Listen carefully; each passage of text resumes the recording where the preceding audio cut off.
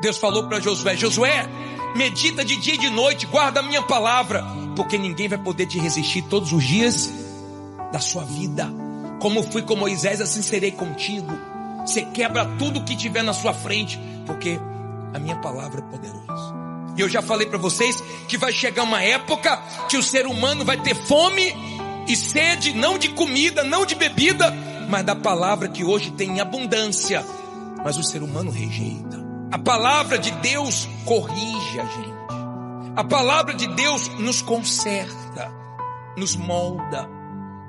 Quando você ouve a palavra, você enxerga o que você precisa mudar. E quanto mais você lê, medita, guarda, pratica, mais ela te muda. Todos que desprezaram a palavra foram destruídos. Todos que guardaram a palavra venceram tudo que se levantaram contra eles.